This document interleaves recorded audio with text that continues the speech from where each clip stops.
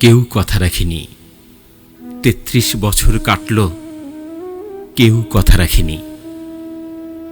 ছেলেবেলায় এক বৈষ্ণবী তার আগমনী গান হঠাৎ থামিয়ে বলেছিল, শুক্লা দ্বাদশীর দিন অন্তরা ঠাকুর শুনিয়ে যাবে।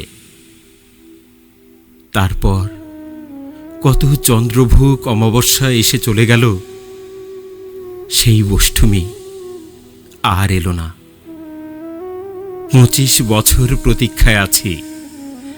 মামাবাড়ির মাঝি নাদের আলী বলেছিল, বড় হও দাদা ঠাকুর, তোমাকে আমি ৩ প্রহরের বিল দেখাতে নিয়ে যাব। সেখানে পদ্মফুলের মাথায় সাপ আর ভ্রমর খেলা করে। নাদের আলী, আমি আর কত বড় হব? আমার মাথা এই ঘরের ছাদ ফুঁড়ে আকাশ স্পর্শ করলে তারপর তুমি আমায় ৩ প্রহরের বিল দেখাবে? একটাও রয়্যালগুলি কিনতে পারিনি কখনো। লাঠি লজেন্স দেখিয়ে দেখিয়ে চুষেছে লস্কর বাড়ির ছেলেরা।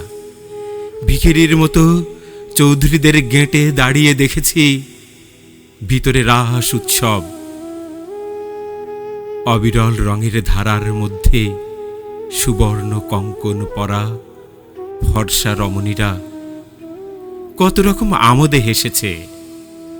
আমার দিকে ওরা ফিরেও চায়নি।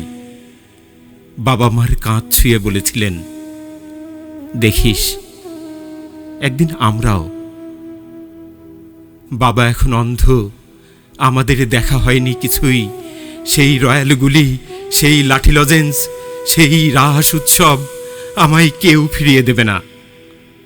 বুকের মধ্যে সুগন্ধি রুমাল রেখে বরুণা বলেছিল, যেদিন আমায় সত্যিকারের ভালোবাসবে সেদিন আমার বুকেও ওরকম আতরের গন্ধ হবে। ভালোবাসার জন্য আমি হাতের মুঠোয় প্রাণ নিয়েছি, দুরন্ত ষাঁড়ের চোখে বেঁধেছি লাল কাপড়।